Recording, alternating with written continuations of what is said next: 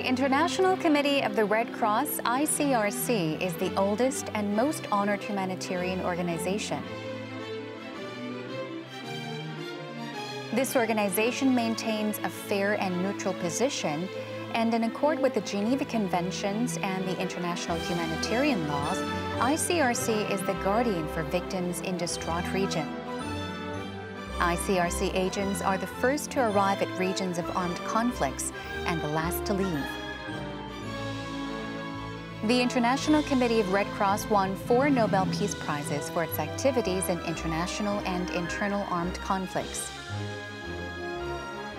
We will meet Georgios Georgantas, head of the ICRC's Korea Office, and learn more about the organization's humanitarian activities on Heart to Heart.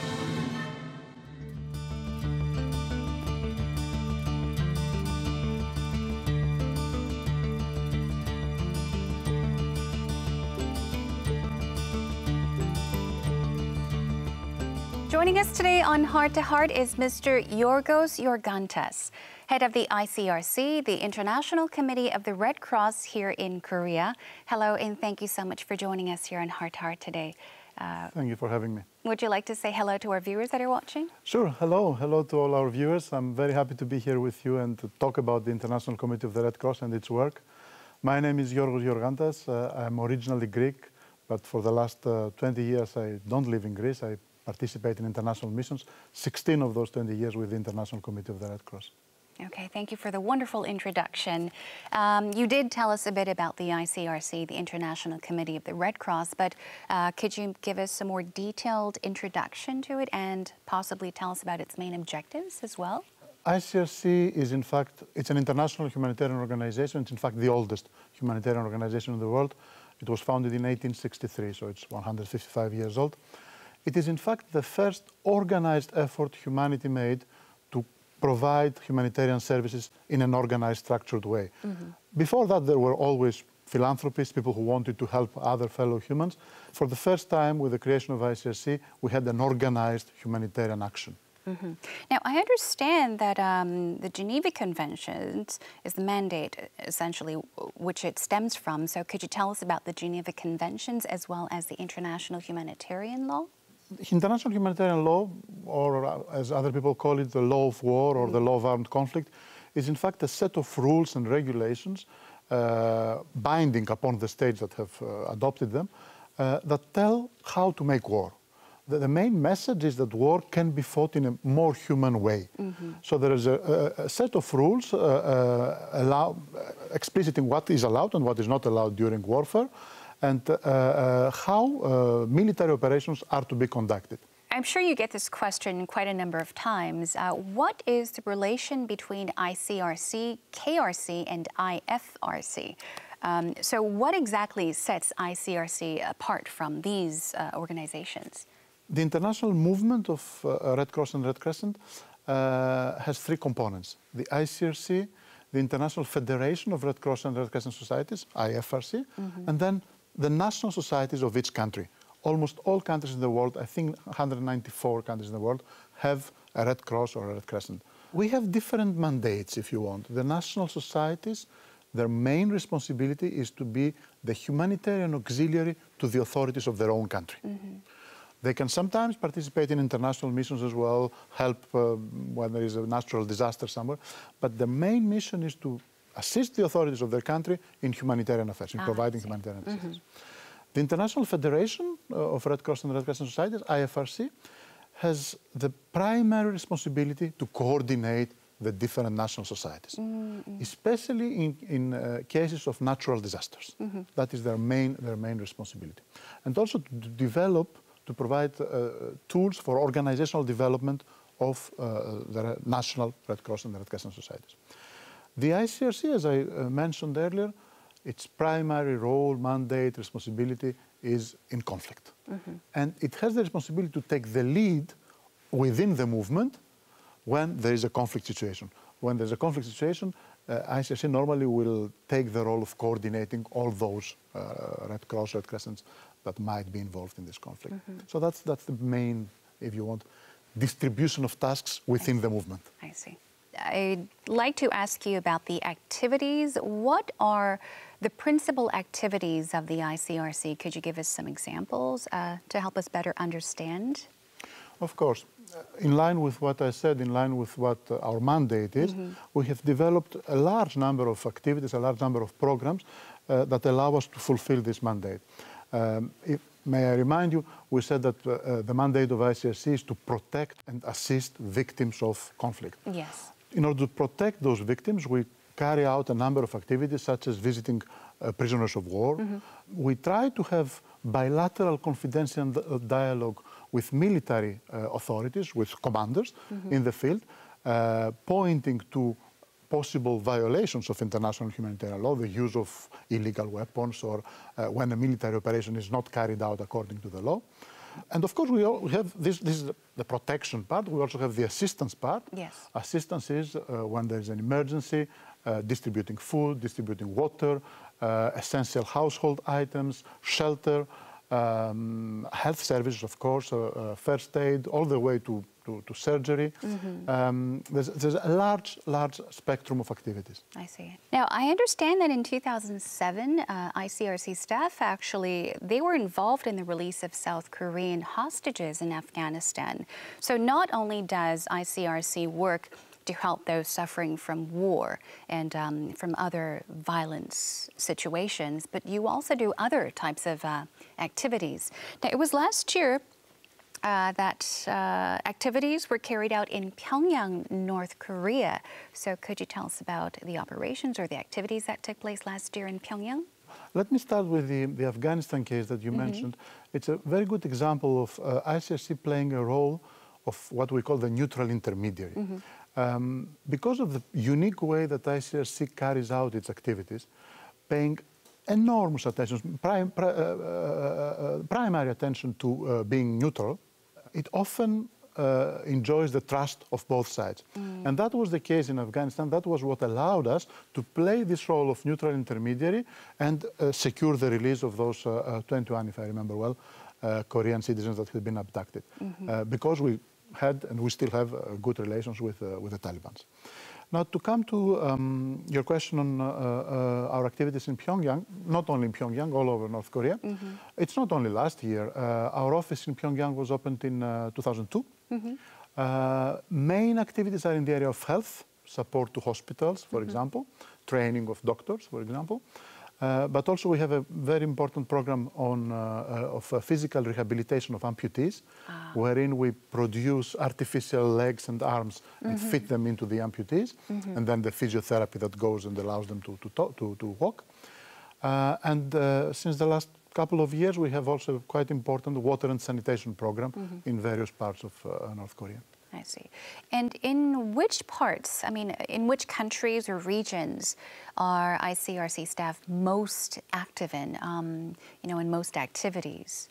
If we look at the world's map today, we have there are conflicts everywhere, but there's a large concentration of conflicts in the Middle East and to some extent in Africa as well. Right. So I think that probably more than 70% of our budget, for example, is spent in those two regions, Middle East and Africa. I see. Obviously, there are other areas which also keep our attention for a very long time. We have the case of Afghanistan, for example, which is a protracted conflict. It has ups and downs in terms of intensity, but it's been going on for 10, 25 years. So the number of needs, the volume of needs is very important there as well. Endless disputes take place all over the world for different reasons. Civilians are in danger in distraught regions, and they too can be caught and imprisoned like the refugees and prisoners.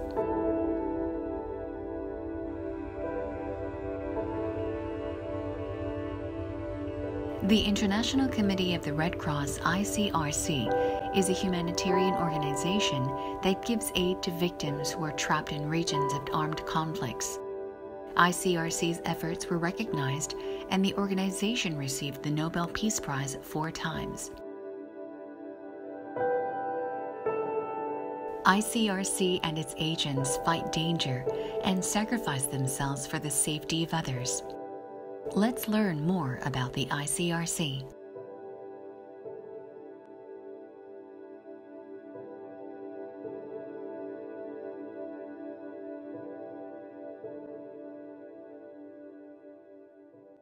I'd like to talk about the Nobel Peace Prize. I understand that, of course, the ICRC was awarded the Nobel Peace Prize 3 times in 1914, was it? 1917, 1944, and 1963. And the very first Nobel Peace Prize was given to the founder of the Red Cross, Henry Dunant. This was back in 1901. So, I mean, with great achievement, people say, comes great sacrifice. So I'd like to ask you about the sacrifices that are made by ICRC staff. What kinds of dangerous situations are they found, you know, in their line of duty? The international recognition, the awards, the good words that we hear every day come with at a price. Yes. And the prize has been paid, and unfortunately is being paid every year by staff, by volunteers of the Red Crosses and Red Crescents all over the world, because by definition it is dangerous to be in a conflict area. Yes. By definition, when you are close or inside the battlefield, there is a risk. Now, unfortunately, this risk increases to unacceptable levels when the parties to the conflict do not take the necessary precaution to make sure that civilians, and of course humanitarian workers as well, are spared, are not targeted, are allowed to do their job freely. And the worst of all is that sometimes we have had incidents where humanitarian workers were targeted by one or the other party to the conflict for various reasons. So yes, you're right, it comes at a price, and unfortunately, very recently, we had the execution of one of our staff in Nigeria, who was kidnapped and then executed because the negotiations failed. These are tragic incidents, and unfortunately every year there is something like that going on. So as you've mentioned, we're talking about ICRC staff as well as volunteer.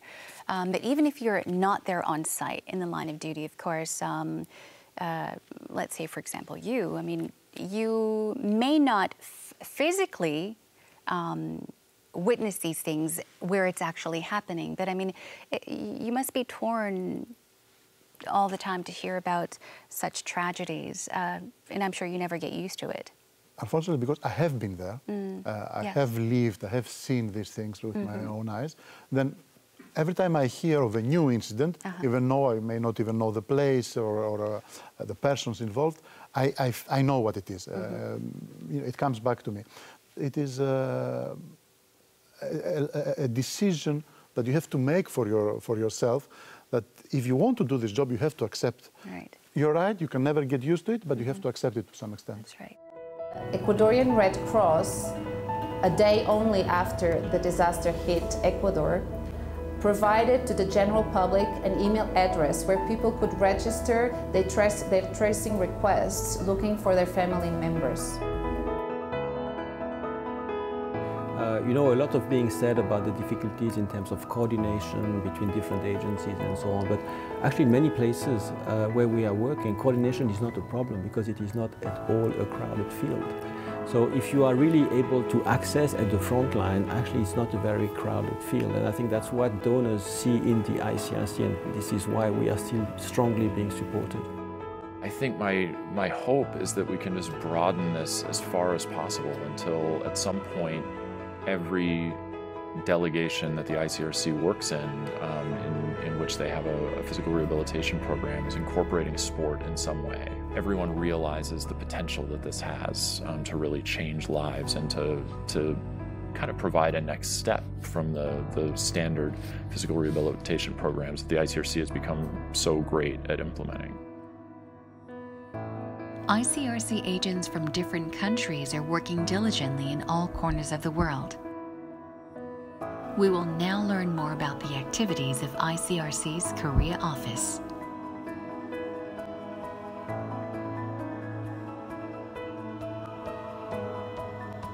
ICRC's Korea Office was set up in 2015. So I'd like to ask you about ICRC's responsibilities, you know, the activities that are involved, especially in areas or zones that are not like conflict zones. What kinds of operations are we talking about?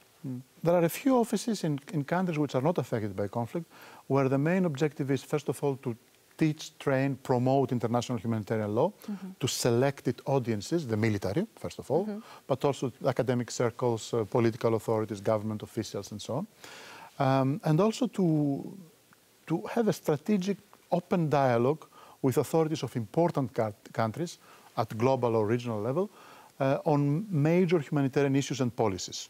This is the main type of activities we have in Korea as well. We have a dialogue with the government, a very constructive dialogue, trying to persuade them to provide support, political, financial, everything, to ICRC. And at the same time, we engage with military authorities, academic circles on international humanitarian law. It's sad, but it's true that not everybody realizes what it means to, means for like an ordinary person, like it would mean, like us, our viewers that are watching right now, to be in the middle of, a conflict zone, how much suffering we're actually surrounded by, how much suffering we actually have to experience as well.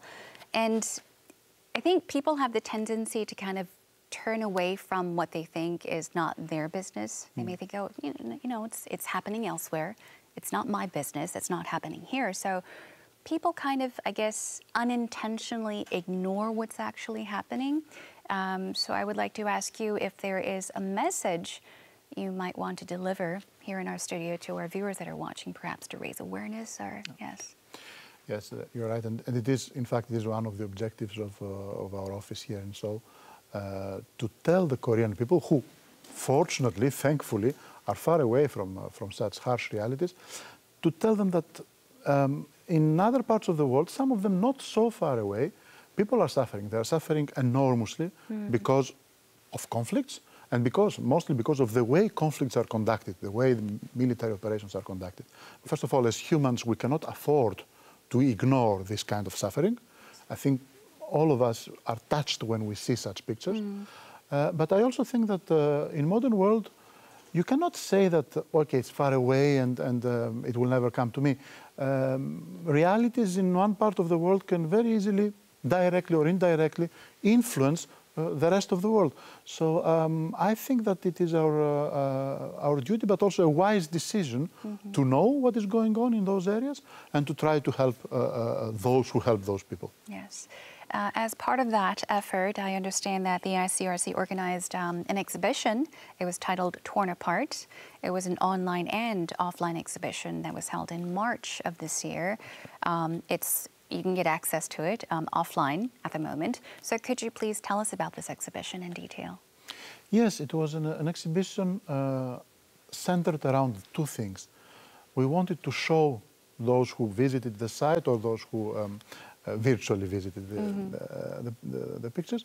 We wanted to show them the consequences that conflict can have on the lives of ordinary people.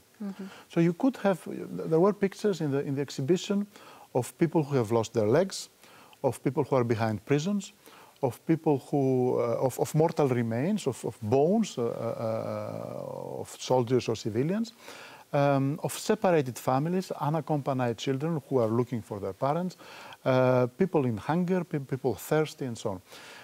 That was one part, to show with strong images, with strong pictures, what it means to be in a conflict area. And then the second part was to show what ICRC does for that. Yes. As I told you, we try to help those amputees to have artificial legs and arms.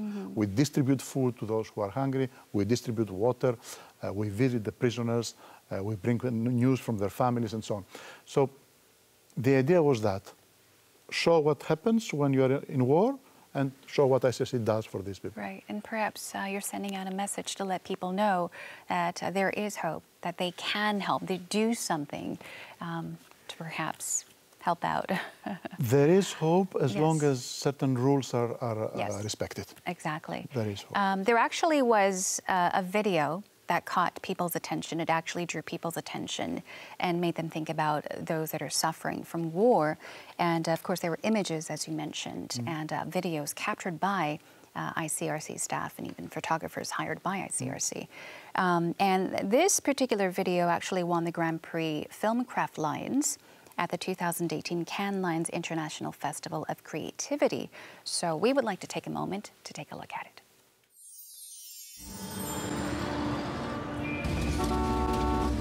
وياه؟ ماشي الحال؟ أنا كتير تعبان. بعرف يا قلبي، والله بعرف يا حبيبي. يلا وصلنا. لا قلبي ما تنامي. فتح عينيك طلعي فيه. طلعي فيه ريا، بنغني غنية.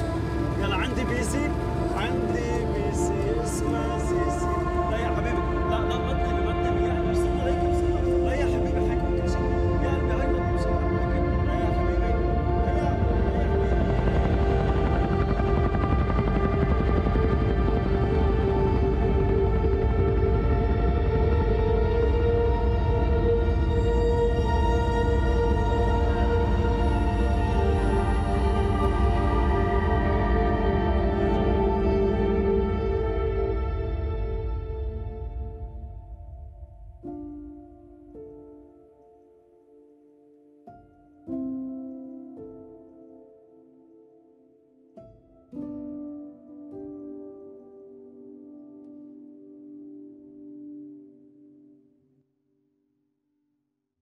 So as we have just seen, it is just a heartbreaking video.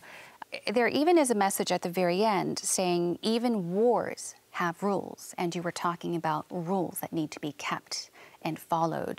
Now, as we have just seen, ICRC is focusing on raising awareness on the tragic reality of war-torn countries, you know, what they are experiencing. So perhaps is there a message, something that you might want to add to the message that we're trying to deliver? Sure. No, I think the last phrase is actually the strong message that we want to pass to everybody, that even wars have rules, even wars have limits. Being at war doesn't mean you can do anything you want. And in this particular video, already a little girl was wounded. That is not supposed to happen. And one of the most important rules of warfare that has to be respected, has to be obeyed, is not to target health facilities, health personnel, ambulances, and so on. And in fact, this video is part of a campaign that we've been running for many years now, which is called Healthcare in Danger, which tries to raise awareness of people in many parts of the world of what is happening, unfortunately, in many conflicts with health facilities and health personnel. They are attacked, they are targeted, which is strictly forbidden by international humanitarian law. And the consequences, yes, we see them at the end of the video. This little girl could have made it, could have received health care and be treated. But of course, when the hospital is destroyed, there is no hope. So yes, it was a very strong message telling people that being at war does not give you the right to attack hospitals. It's unacceptable. It's against the law. Yeah, that gave a very strong message when the father he looked up and he saw the hospital, no longer a hospital, and unable to get medical attention, medical help. He just had that. Yeah, really, the loss of hope. Yes, there's no hope exactly, anymore. the loss of hope. I'd finally like to ask you our final question about your future plans while you're here in Korea. It's interesting times in Korea, on the peninsula, so we are planning to consolidate our presence, to continue the dialogue at all levels with the Korean authorities, to offer our services whenever we think that we can be useful, and of course to continue our work with the military, the universities, the government in promoting international humanitarian law in Korea. I think that we now start to increase awareness of the general public as well, of what ICRC is and what it does in other parts of the world. So we will continue doing that. We will continue passing the message that, yes, there are places on earth which suffer from conflicts, and there are some organizations like the ICRC that try to help those people in these places. Be aware of that, support us. You are doing humanity a great favor. I would like to thank you so much for joining us today because especially through our conversation today, I'm sure not only myself but our viewers were given the opportunity to think about, or I guess they are now aware of the difficulties and the harsh, tragic realities of war-torn countries. So it gives us a chance to think about this, and perhaps we can spread the awareness to many more people. And I'd like to inform our viewers to check out possibly Torn Apart. That'll give you a more vivid idea of what is actually happening around us, reality that is. Thank you so much once again for your time. Thank you for having me. Thank you very much. 감사합니다. Thank you.